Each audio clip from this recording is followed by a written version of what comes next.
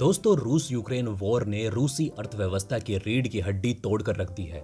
इसके बावजूद भी रूस युद्ध से पीछे हटने को तैयार नहीं। वहीं भारत समेत कई देश जो इस युद्ध के बावजूद भी रूस से व्यापार कर रहे हैं, वो रूस के लिए किसी खजाने से कम नहीं। पर दोस्तों, अब रूस ने भी आर्थिक प्रतिबंधों का जवाब उसी तरीके से देना शुरू कर दिया है। अब रूस अपनी करेंसी के अलावा किसी दूसरी करेंसी में व्यापार नहीं करेगा। यानी अब रूस से कुछ खरीदना है तो रूबल में पेमेंट करनी होगी और इससे रूबल की डिमांड और कीमत दोनों बढ़ने वाली है। साथ ही रूस से खरीदी जाने वाली चीजें भी महंगी होंगी। तो दोस्तों, क्या रूस भारत से भी महंगा व्यापार करेगा? वहीं दूसरा विकल्प है चीन की करेंसी का। ऐसे में भारत ने क्या फैसला लिया, तो चलिए जानते हैं। दोस्तों, रूस के राष्ट्रपति व्लादिमीर पुतिन ने नेचुरल गैस की खरीदारी को रूबल में पेमेंट करने की मांग की है। उन्होंने धमकी देते हुए कहा कि जो भी खरीदार रूबल में पेमेंट नहीं करेगा, उसकी गैस सप्लाई को रोक दिया जाएगा। पुतिन के इस धमकी से यूरोपीय देशों में हाहाकार मच चुका है। दरअसल दोस्तों, ज्यादातर यूरोपीय देशों ने रूबल में पेमेंट करने की मांग को खारिज कर दिया। रूसी गैस का सबसे बड़ा खरीदार जर्मनी ने तो पुतिन की मांग को ब्लैकमेलिंग करार दिया। यूरोप तो पहले से ही नेचुरल गैस की कीमतों में बेतहाशा बढ़ोतरी से हैरान है। ऐसे में रूस अगर गैस सप्लाई रोकता है तो यूरोपीय देशों में भूखमरी की नौबत आ सकती है।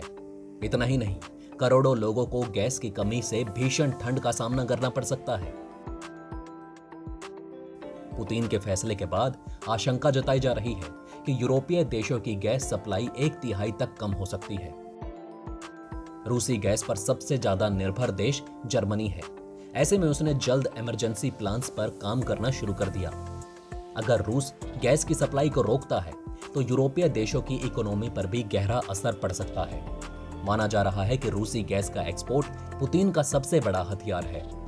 ऐसे में मुश्किल में फंसे पुतिन गैस सप्लाई को हथियार के रूप में इस्तेमाल कर रूस के ऊपर लगे आर्थिक प्रतिबंधों को कम करना चाहते हैं। पुतिन ने कहा कि रूसी गैस के खरीदारों को रूसी बैंकों में रूबल अकाउंट खोलने चाहिए।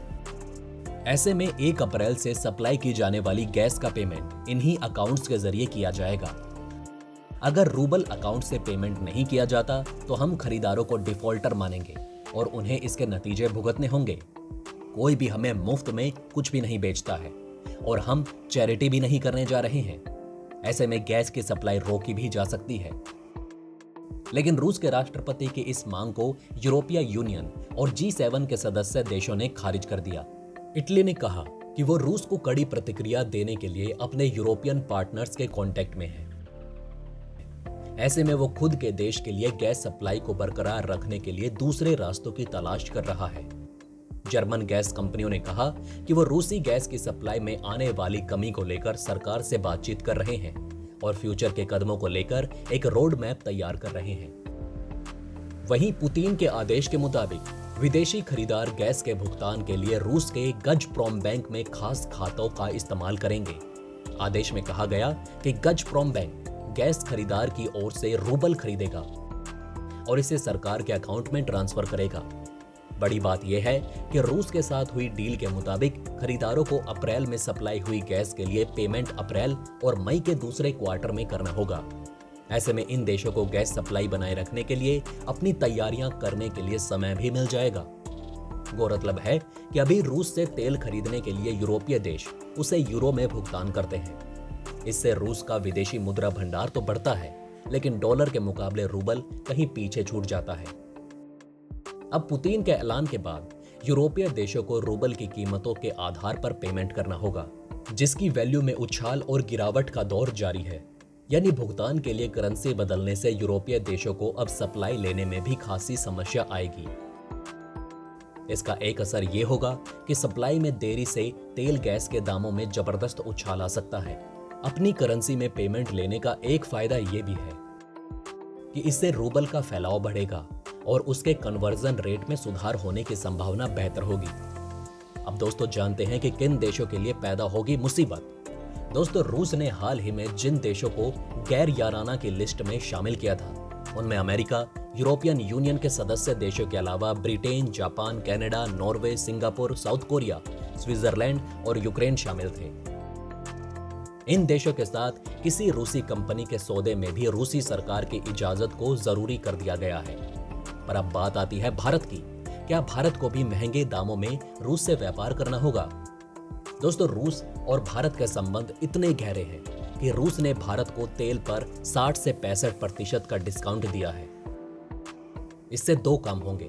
पहला, भारत सस्ते दामों पर तेल की खरीद कर पाएगा और दूसरा, इस समय रूस को फाइनेंशियल क्राइसिस का सामना करना पड़ रहा है। इसलिए भारत के तेल खरीदने से रूस को खासी मदद मिलेगी। पर यहां दिक्कत यह आ रही थी कि इस तेल का व्यापार कैसे किया जाए। रूस के पास डॉलर का एक्सेस रहा नहीं। वहीं रुपए और रूबल की लिमिट सिर्फ 250 मिलियन डॉलर की है। अब बचा सिर्फ चीन की करेंसी युआन का ऑप्शन कि भारत चीन की करेंसी को खरीदे और रूस से तेल की पेमेंट युआन में करे। पर अगर भारत ऐसा करता है तो इससे इंटरनेशनल मार्केट में युआन की डिमांड बढ़ जाएगी, जो फ्यूचर में भारत के लिए बिल्कुल भी अच्छा नहीं होता। पर रूस ने जो पश्चिमी देशों के लिए रूबल में पेमेंट करने की जो शर्त रखी, इससे भारत की समस्या भी दूर हो गई। अब भारत को तेल भी सस्ते में मिलेगा और पेमेंट भी आसानी से हो जाएगी। यहां बड़ा झटका चीन और पश्चिमी देशों के लिए है, क्योंकि ना तो रूस भारत व्यापार डॉलर की वजह से रुका और ना ही व्यापार के लिए चीन की करेंसी युआन का सहारा लेना पड़ा। वहीं भारत यात्रा पर आए रूस के विदेश मंत्री ने भी भारत और रूस के व्यापार और दोस्ती को लेकर कुछ बातें साफ कर दी। रूसी राजनयिक ने कहा कि उनका देश भारत को किसी भी सामान की सप्लाई करने के लिए तैयार होगा जो उनसे खरीदना चाहता है। इस बैठक के दौरान लावरोव और जयशंकर ने मिलकर पूरे हालात का मुआयना किया और व्यापार और इकोनॉमिक रिलेशंस पर हाल के डेवलपमेंट के प्रभाव पर विचार किया।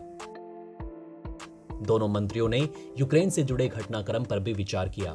लावरोव ने कीव और मॉस्को के बीच शांति वार्ता के साथ रूस के नजरिए से भारतीय पक्ष को जानकारी दी।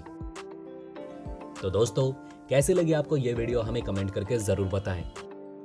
साथ ही अगर आप ऐसी ही वीडियोस और देखना चाहते हैं तो कमेंट में बताना ना भूलें। वहीं अगर ये वीडियो आपको अच्छी लगी हो तो इसे लाइक और थम्स अप देना ना भूलिएगा और वीडियो को शेयर जरूर करें। वहीं अगर आपने अभी तक हमारे चैनल को सब्सक्राइब नहीं किया है तो जाते जाते हमारे चैनल को सब्सक्राइब जरूर करें। खुश रहें, अपना ध्यान रखें। जय हिंद, ध्यान रखें।